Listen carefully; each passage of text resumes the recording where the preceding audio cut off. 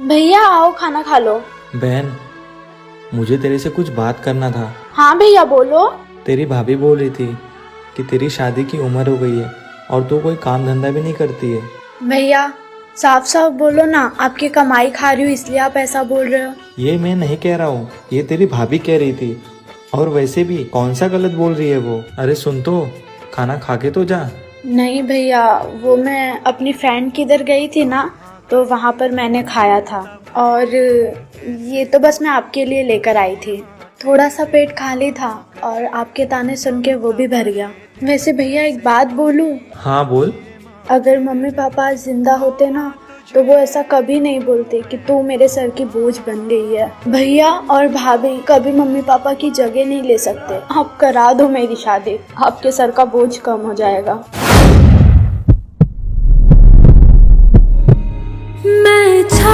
मेरी मोहब्बत ने मुझे ऐसे ही थोड़ी चाहिए। इन लाखों करोड़ों की भीड़ में मुझे बस तू चाहिए। मिले जो दर्द तुझसे मैं सह लूंगा, लेकिन उस दर्द पर मरहम लगाने के लिए मुझे बस तू चाहिए। अगर तुझसे मोहब्बत करना कोई गलती है तो उस गलती की मुझे सजा चाहिए, लेकिन उस सजा के बाद मुझे बस तू चाहिए।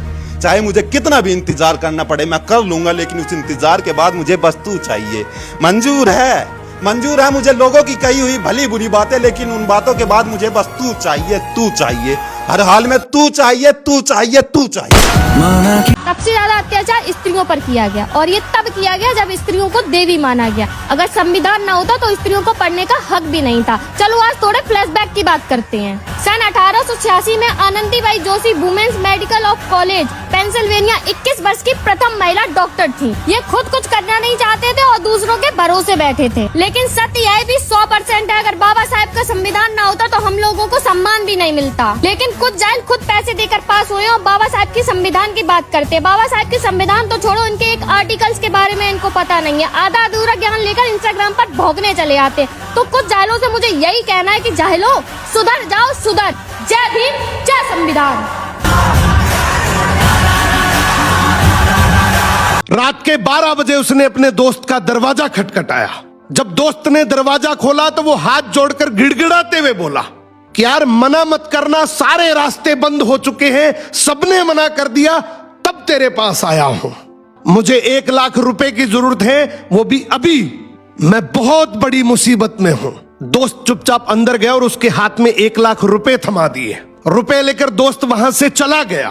अब वो अंदर गया और कुर्सी पर चुपचाप सर झुकाकर बैठ गया। तब उसकी पत्नी उसके पास आई और बोली कि अगर आपको पैसे नहीं देने थे तो कोई न कोई बहाना करके मना कर देते, अब दुखी होने से क्या फायदा है। तब वो बोला कि मैं दुखी इसलिए नहीं हूं कि मैंने उसको 1 लाख रुपए दे दिए, बल्कि दुखी इसलिए हूं कि वो सबसे लास्ट में मेरे पास आया, जब उसके सारे रास्ते बंद हो गए थे। उसे सबसे पहले मेरे पास आना चाहिए था। दुख हो या सुख, दोस्त वही है जो सबसे पहले याद आए। सुख में भले याद ना करे, मगर दुख में सबसे पहले याद करे, वो दोस्त है। लेकिन इसमें गलती मेरी है। मैं इन पैसों के चक्कर में दोस्तों से दूर हो गया। दूरियां बढ़ती गई और मुझे पता ही नहीं चला। दोस्तों, इस कहानी का सिंपल सा मतलब है कि अपने दोस्तों से जुड़े रहिए, उनके काम आते रहिए, ताकि उनको जब दुख पड़े तो सबसे पहले आप याद आए। सब कुछ यहीं रह जाएगा। सिर्फ दोस्ती है जो आखिरी सांस तक मुस्कान बनकर साथ रहेगी। शाहरुख खान का डायलॉग था कि तुम किसी को सच्चे दिल से चाहो तो पूरी कायनात लग जाती है तुम्हें उससे मिलवाने के लिए। पर मुझे ऐसा लगता है जब तुम किसी को सच्चे दिल से चाहो तो पूरी कायनात जुट जाती है तुम्हें उसकी असलियत दिखाने के लिए। टूट पड़ती है। भजन, पैसा देखकर लोग इज्जत देते हैं, क्या ये बात सच है? पैसा देखकर तो लोग बेटियां तक दे देते हैं, आप इज्जत की बात करते हैं।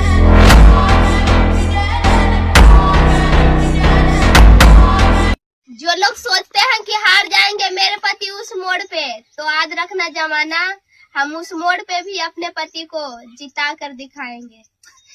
जिंदगी भर एन मौके पर भी ये तस्वीर बदल सकती है। क्या बात है? एक लम्हे में ही ये तकदीर बदल सकती है। खूब विश्वास पड़े तभी भगाना रांझे, खूब विश्वास पड़े तभी भगाना रांझे। कटघरे में भी तेरी हीर बदल सकती है।